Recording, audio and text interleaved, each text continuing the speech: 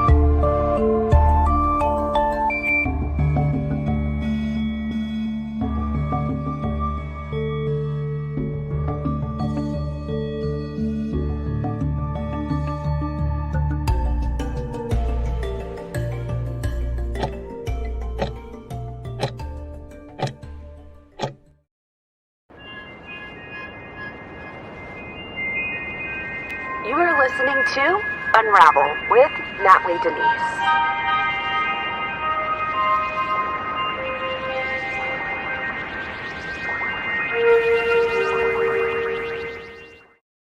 What's going on, guys? Welcome to Nightly with Natly, a segment of Unravel with Natly Denise. I hope you guys are doing well. I hope you had a great day. Thanks for always tuning in to the alternative news, which is moi. This one right here. Thank you guys for believing in this. Let me do this again. So that way, there we go. Okay. Sometimes it does a little something wacky where it starts to flash and stuff, and I don't want to hurt your eyes or anything like that.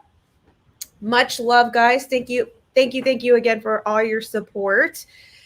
So what's been going on? Austin, Texas, February 5th, there will be a rally. It will be a rally for change in Texas. So if you are a Texas resident, a Texas citizen, if you are a Texan, go to Austin, February 5th. I will be speaking alongside Alan West, Chad Prather, Seth Keshel, a few other wonderful people. So I am very honored to be asked to speak at this rally. So I am super, super excited for that opportunity. And I would love for you guys to join me. So Sophia, thank you so much again for modding for me. Thank you for always being there. I appreciate you so much. What else is going on? So we got February 5th. Yes. Okay. So those are pretty much my announcements. I don't really have too much of a monologue. Oh, I will be publishing a piece tomorrow on my main YouTube channel called Gaslighting. And I think that I should start doing these individual pieces where I just talk about like little certain aspects of life that happen. I think another one, Scott says, are you snatching wigs tonight? Maybe so when I'm talking about trafficking, you know what I mean? I always get riled up when I do that. So possibly, yes, possibly. But anyway, I'm doing little individual pieces on my main channel, so hopefully you guys will like that. And if you do like it, leave me a feedback when I publish it in the morning, just so it lets me know that you guys like these types of things, and I'll keep producing more of them. So you guys will see that tomorrow on my main YouTube channel. With that being said, let's get straight to the news. Let me actually fix this. What is going on here? Some weird stuff going on. All right, with my calibration and all. Okay. So with that being said, let's go ahead and jump into these headlines today. All right. So the Capitol J6 committee releases Sean Hannity text to Mark Meadows and asks him for cooperation. Fox News hosts expressed concerns about J6 in December and on the eve of the event, because they're going to try to spin this into something else that it's not. And on the eve of the J6 said, I am very worried about the next 48 hours, says Sean Hannity. So this is very interesting. Coming from the Daily Mail, the House's Select Committee on J6 revealed new text messages written by Fox News channel host Sean Hannity and asked about the prominent pundit to voluntarily cooperate with the ongoing investigation.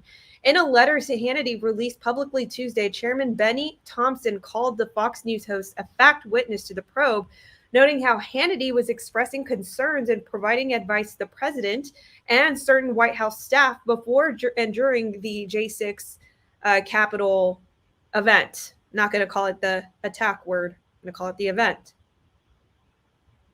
The new text messages show that Hannity wrote the night of January 5th, "I'm very worried about the next 48 hours," and also sent White House Chief of Staff Mark Meadows media reports relating to potential effort by members of President Trump's cabinet to remove him from office under the 25th Amendment in the MAGA event, J6, aftermath, Thompson's letter revealed.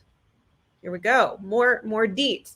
Less than a week before, on December 31st, Hannity told Meadows, "We can't lose the entire White House counsel's office. I do not see J6 happening the way he is being told.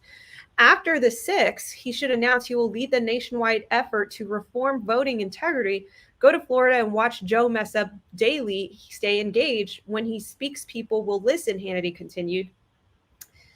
In a letter, Thompson said, "Text suggests that you had knowledge of concerns by President Trump's White House counsel's office regarding the legality of the former president's plans for J6. These facts are directly relevant to our inquiry," Thompson told Hannity. On January 5th, the eve of the Capitol event, the J6, Hannity also texted to Meadows, "Pence pressured White House counsel will leave. What communications or information led you to conclude that the White House counsel would leave? What precisely did you know at that time?" Thompson asked. Thompson also said, Thompson also said that Hannity appeared to have detailed knowledge regarding President Trump's state of mind in the days following the J6 event. One of Hannity's texts indicated that he had a discussion with Trump on January 10th, and it left the Fox News host concerned in the lead up to President Joe Biden's January 20th inauguration. Continued, "Guys, we have a clear path to land the plane in 9 days," Hannity informed Meadows and Republican Representative Jim Jordan. He can't mention it in election ever again. He can't mention the election ever again, ever. "I did not have a good call with him today, and worse, I'm not sure if it is left to do or say, and I don't like knowing if it's truly understood. Ideas?" Axios first reported Tuesday that Hannity would be asked to cooperate with the investigation. 𝘗𝘫𝘬𝘀, Hannity's lawyer, told the publication then, if true, any such request would raise serious constitutional issues, including the First Amendment concerns regarding freedom of the press. A spokesperson for Fox referred dailymail.com to 𝘗𝘫𝘀's comments when asked if Hannity had a response to the committee. "The Select Committee has immense respect for the First Amendment to our Constitution, freedom of the press, and the rights of Americans to express their political opinions freely," Thompson's letter said. "For that reason, we do not intend to seek information from you regarding your broadcasts on radio or television, your public reporting or commentary, or your political views regarding any candidate for office. Thus, we write to you today to seek your voluntary cooperation on the specific and narrow range of factual questions," Thompson said, before asking questions about individual texts. The committee's access to text messages came from a trove of documents handed over by Meadows, who has since said he will no longer cooperate in the investigation. Thompson asked Hannity to sit down for transcribed interview with the Select Committee. It also asked him to preserve all records of communications with individuals involved in J6. "We have no doubt that you love our country and the respect for our Constitution. Now is the time to step forward to serve the interests of our country, or your country. We thank you in advance for your cooperation," Thompson's letter concluded. So it looks to be that Sean Hannity may have known some specific details in the J6, I guess, plannings, if you will. Oh, why am I so this way? Sorry, I'm like cut off. Why am I cut off? Okay, there I am. So it looks to be that Sean Hannity had some very specific details in which why he was very concerned is what I'm reading from this. So very eerily, Trump canceled. I didn't even know he had a press conference, to be honest with you, scheduled for J6, but apparently he did. But very strangely, he mysteriously canceled this press conference. And it states here, Trump mysteriously cancels his J6 press conference at Mar-a-Lago because of the total bias and dishonesty of the J6 Unselect Committee in the fake news media and will share his views at the Arizona rally. So I'm just going to go off of assumption because to be honest with you, I got first a notification of the Sean Hannity text. And then shortly after that, I got a notification of the cancellation of this J6 press conference. Now, again, I will be honest with you guys and say that I had no idea that there was a press conference even planned for Trump.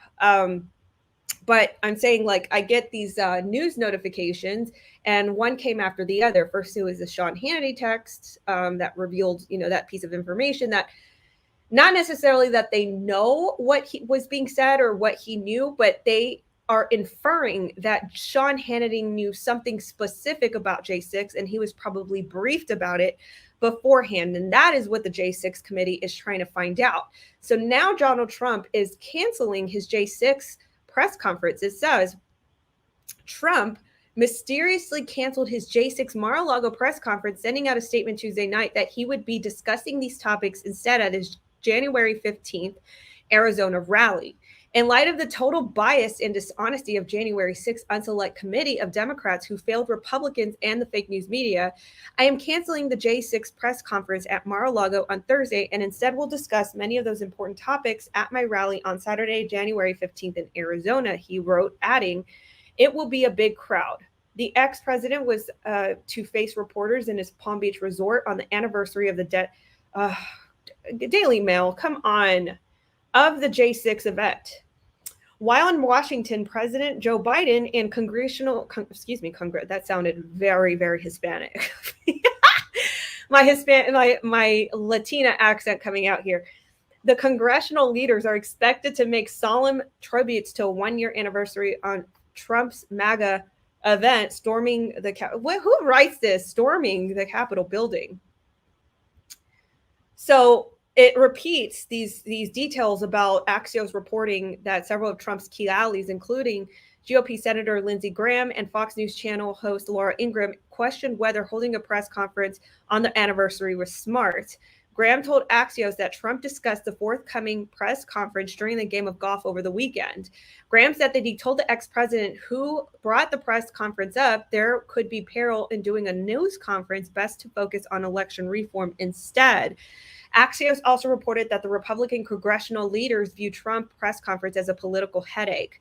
Ingraham had asked GOP Representative Jim Banks, and a Trump ally, a leading question on whether he thought it was smart for President Trump to do a rally on a particular day versus the next week or the week before. Banks said that he was looking forward to the press conference. Trump claimed that he scratched the press event because it'll become more and more obvious all the mainstream media will not report the facts. The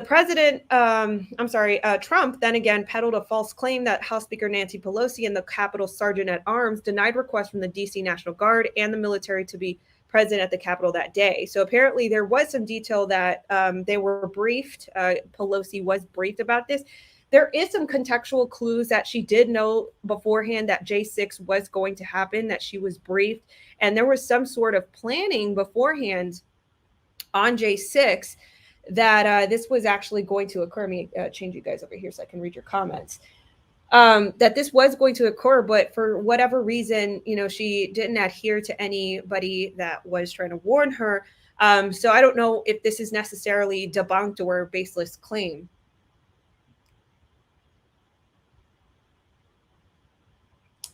So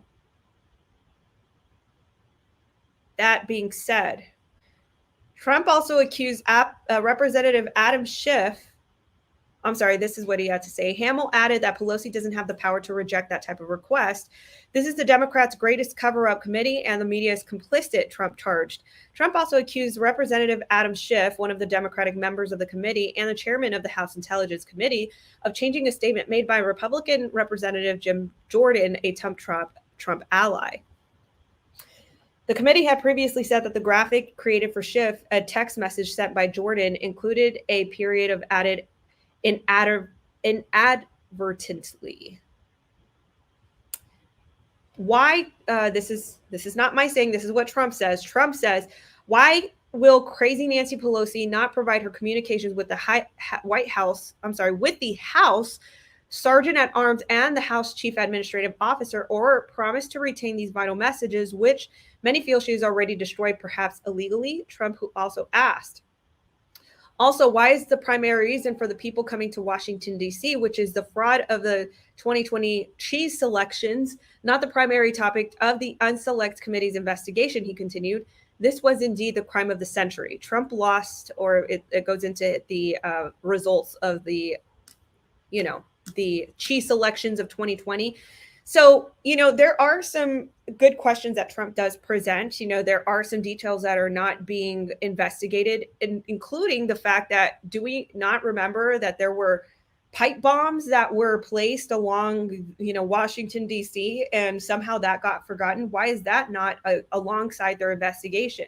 So there are some holes in this whole, investigation, and he's actually pointing them out. Now, I will say that because the media has not been honest in the past, and they continually try to gaslight their viewers and believing certain narratives, that this is actually a concern. So whether or not he does a press conference, it probably would incite some sort of media spinning, if you will, because that's usually what they do, usually with everything.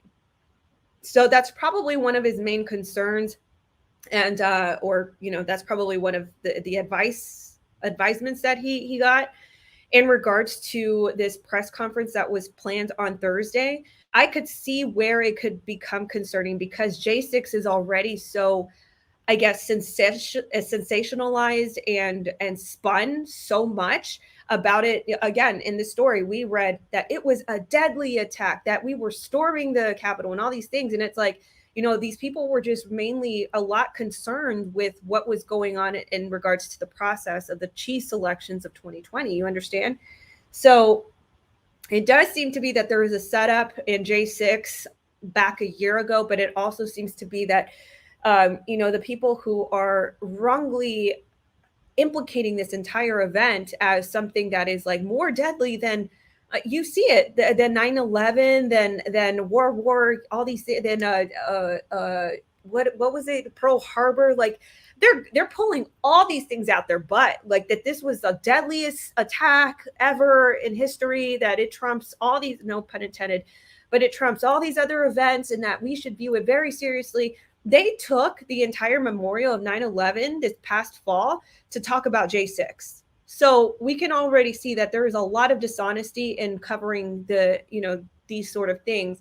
So I can see where, it would probably add fuel to the fire, if you will, if he would to come out and speak and sort of, I guess, start that up. So that's what I can see from it. But this is all interesting. There's just a lot of weird stuff going on. Let me read some of your comments here. J6 was an obvious setup. I agree. He can really pack them in now. What was also weird is, this is in regards to the movie listing that I said yesterday. What did you say, Scott?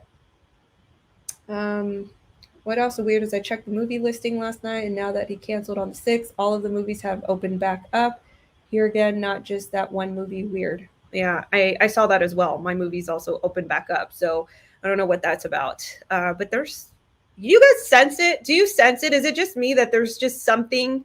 I don't know. I can't quite put my finger on it, but there's like something that's like brewing. I don't know. Like everything this seems like a weird week. Like we're heading into something weird, if you will. So we'll see.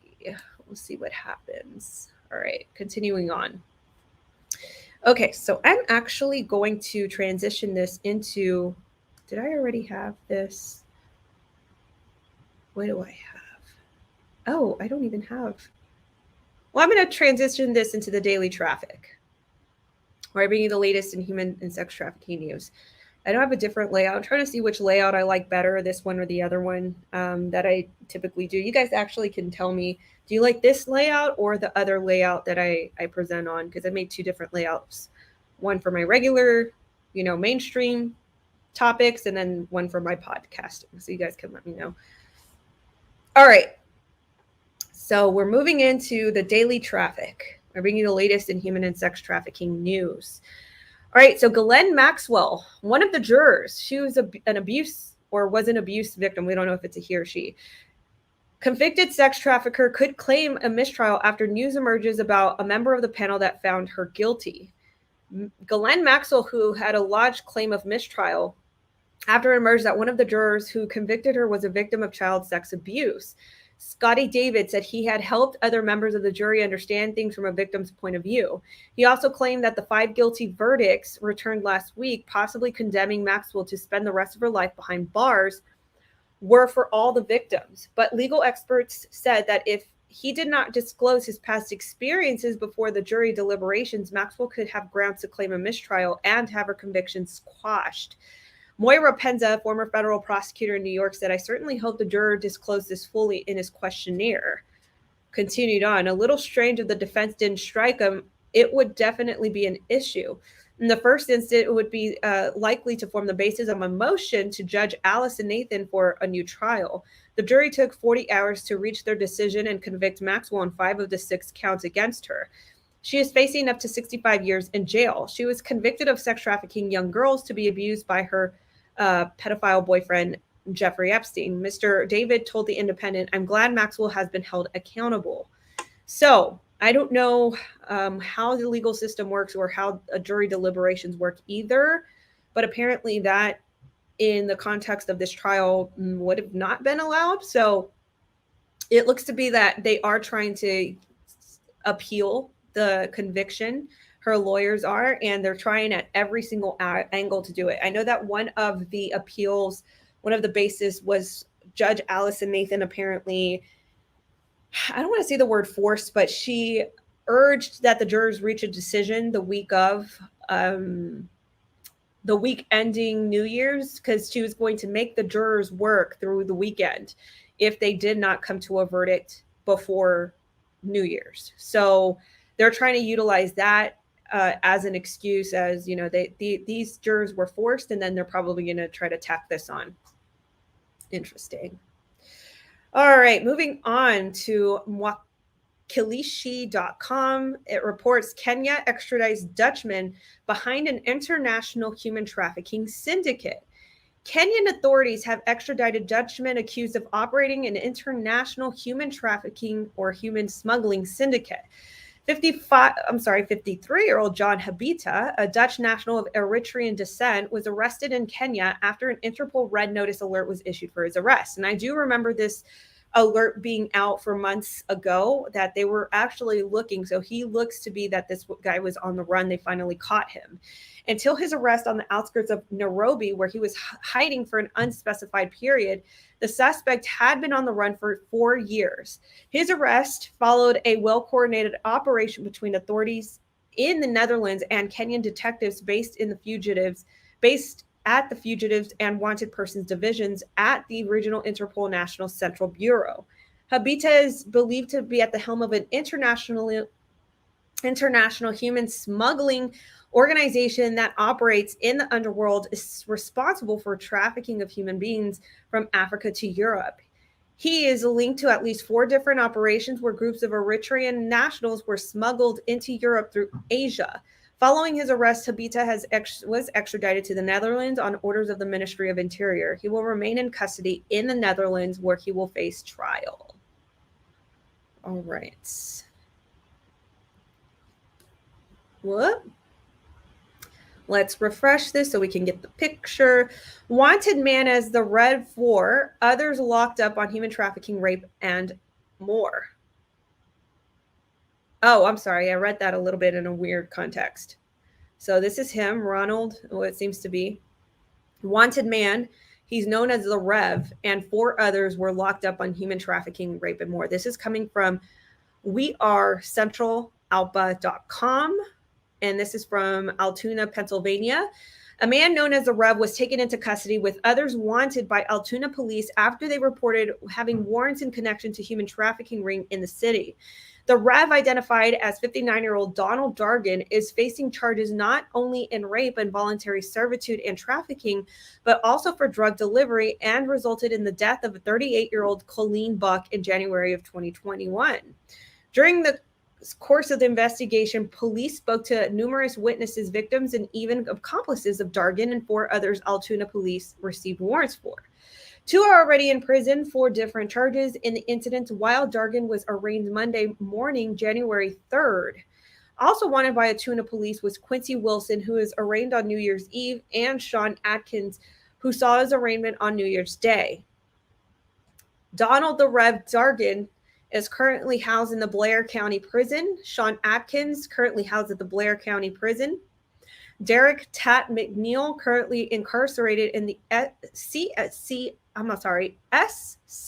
Smithfield. Quincy Q. Wilson currently housed in the Blair County Prison. Tony B. Moore Ross currently housed in Luzerne County Prison. Derek McNeil and Tony Ross were already behind bars in Pennsylvania when the arrest warrants were issued. According to the affidavit police file, Dargan was said to have used women who were addicted to drugs to have sex with them and others in exchange for a fix, most notably heroin. Dargan was also been accused by multiple victims as being the supplier to other pimps.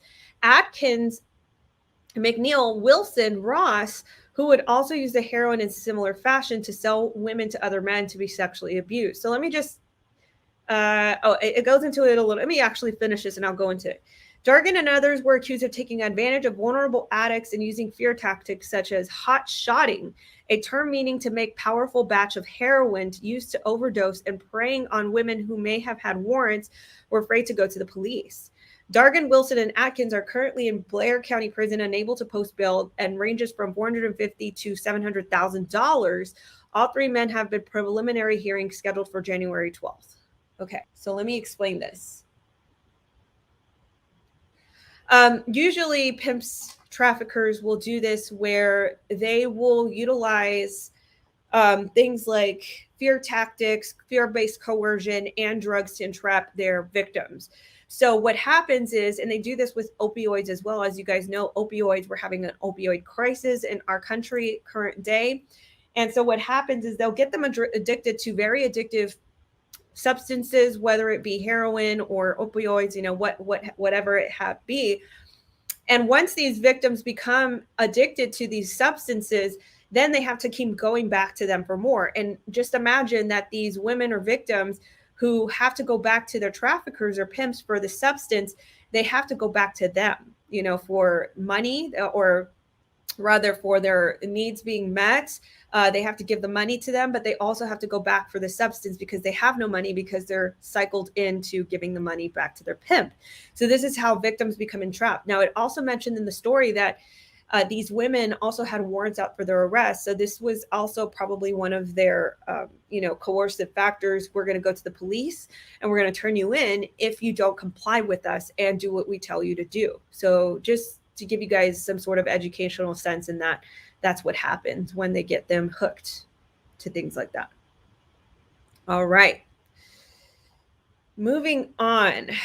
This is coming from WashingtonExec.com. Stephen Rubley on Thomson Reuters' place in helping agency fight fraud, human trafficking, and adapt to workforce changes. Interesting. Known primarily as global news organization, Thomson Reuters also serves as a source of mission-critical intelligence and analysis tools to U.S. federal agencies. I did not know this. This is something that I'm learning.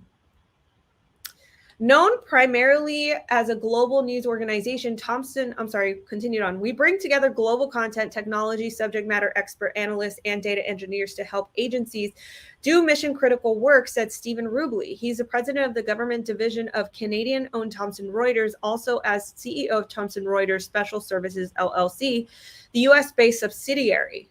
By applying leading edge technology to vast tracts of open source intelligence, the company supports a range of key government functions. We have global news, and then we also curate that content from around the globe, help drive insights for specific uses, Rubley said. Take, for example, risk and fraud in areas such as healthcare and social service programs and benefits administration. We also found out during the Planpocalypse that been quite a bit of misuse and fraud in those programs, Rubley said. By combining AI with public data, we're able to identify suspect individuals or companies and help government to prevent that money from going out. What? Reuters? Okay. Machine learning help surface possible identity-based fraud in financial transactions and can also be leveraged to help law enforcement crack down on things like child abduction and human trafficking. Interesting. And instead of taking a whack-a-mole approach to illicit massage parlors, governments can try to really shut this down, Roubley said. With our help, they can look at networks, look at public data, not just within the US, but around the world. So they can view this as a very organized activity, which it is, and address the problem more holistically. My question is, as my commentary, why is that not happening more often? We understand that the data we own, most of the data, Roubley said, we have tools to help make sure that John Smith is the same as John Smith, and we have a subject matter expert analyst that we hire with clearances. Our fraud experts come out of the state of Medicaid and fraud programs. We have former analysts from the government for financial sector who look into money laundering. On top of this, the organization delivers high level of technical expertise. Our data scientists can take billions of records, sift down to the manageable number for the analysts to work on, Roubley said. It's a force multiplier for the government. The company has been especially focused on supporting federal law enforcement and homeland security communities. They're very interested in supply chain information, Roubley said. We're also engaged with social service agencies working on the benefit entitlement space. Okay, pause. I just what? They have this technology. Why isn't more being done about children going missing and the foster care CPS system being fractured? You know, I would think that, the government or people who combat this, would want to propel this a lot more fiercely. But instead, like we saw a couple days ago, the government giving $141 million out to organizations that help protect children. But then we see like $1 million going towards Connecticut at a refugee center, which doesn't help combat the domestic problem. So I'm just wondering why we wouldn't expand on services and resources like this to help combat the problem. It's just my take on this. I hate to sound so cynical, right? But if we have the resources, why haven't we been using this all along to help combat trafficking and help protect children? So anyway, it goes into other things that are not relative to, or there's one piece right here. Years ago, we only had little nuggets of data to help with things like child exploitation, child abduction, he said. Seeing the impact we can make today, it makes me feel really good. I'm so proud of partnering with the government on these big challenges. Okay. I just hope that they do this a lot more, like that this is just not just things that they say, but that they actually do these things. All right. Continued on. I think this is some very recent piece of news. Judge blocks Prince Andrew's attempt to halt sex abuse lawsuit. So this is actually pretty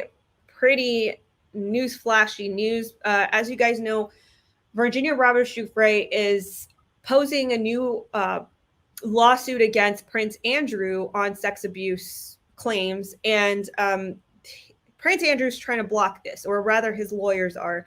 And what they're trying to use as a basis is the settlement that Jeffrey Epstein actually bestowed upon Virginia Roberts Giuffre back in 2009, and he settled with her for $500,000.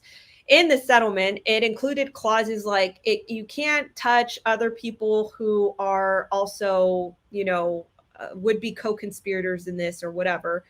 But Sean McNamee says, I don't sweat. That's something that Prince Andrew claims.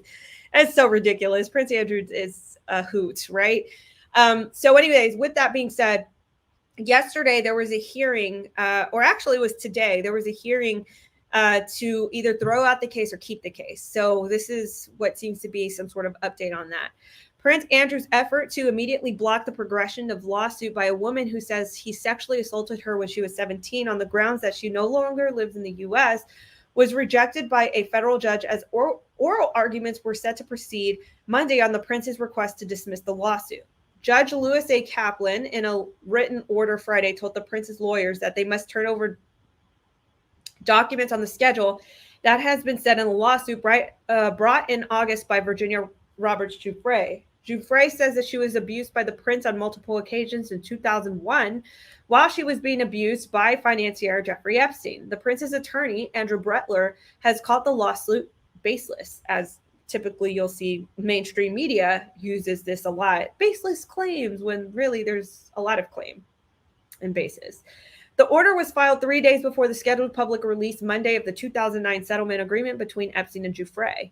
Lawyers for Andrew say that the agreement protects the prince from claims like those brought by Giuffre and will be sufficient grounds for the lawsuit's dismissal. The prince's lawyers had claimed that the evidence was so strong that Giuffre does not reside in the United States and that it was pointless to exchange evidence until the question is resolved because it could result in the lawsuit's dismissal. They argued that Giuffre has lived in Australia all but the past 19 years, has an Australian driver's license, and lives in a 1.9 million home in Perth, Western Australia, where she has been raising 3 children with her husband. In a statement, Giuffre's attorney Sigrid McCauley said that the request to halt the case is just another series of tired attempts by Prince Andrew to duck and dodge the legal merits of the case Virginia Roberts Giuffre has brought against him. All parties of litigation are subject to discovery, and Prince Andrew is no exception. Claplin's one-page order noted that the prince's lawyers have requested that extensive materials be turned over by Giuffre by January 14th, including documents related to where she has lived, and said the prince's attorneys had not yet formally braced the defense that the lawsuit cannot proceed on the grounds that Giuffre has been living in Australia rather than Colorado, where her lawyer said that she was a resident. So I'm just going to say, so now it seems to be that they're shifting the case, right? Because first it was that, we can't proceed with the case because he has indemnity, that Prince Andrew has indemnity, that he, the settlement that Jeffrey Epstein settled with Virginia Roberts Giuffre with in 2009 listed that she can't go after other potential defendants, if you will, against any sort of future claims in which now Virginia Roberts Giuffre is making. Now they went from that, indemnity, where they're seeing that, we can't necessarily go that route. Now they're saying, well, now we can't go forward with this case because she has lived in Australia for the past 19 years, which is just another dodging tactic, in my honest opinion. And I don't know that Prince Andy is going to succeed in that. So anyway, there we go, guys. I know this was a little bit of a shorter segment today, but the news has been light lately, but I don't foresee that is going to stay put, as it seems to be that there's some things boiling up with J6 and Trump and, all these weird things that I just have this instinctual feeling that it's going to happen this week. So with that being said, thank you so much for your listening attention. Thank you for tuning into the Daily TrafficK, as well as Unravel or Nightly with Natly. I appreciate you all and your support. Thank you so much for liking this broadcast as well as this podcast. If you are listening on audio, I appreciate you all. Please be sure to rate the podcast 5 stars if you are listening by audio. I appreciate you all so much. And again, thank you so much for your continued support. I hope you guys have a restful night. And as always, I will see you guys and speak to you guys tomorrow. Goodbye. Thank you so much for tuning in to Unravel with Natly Denise. Please give this podcast 5 stars.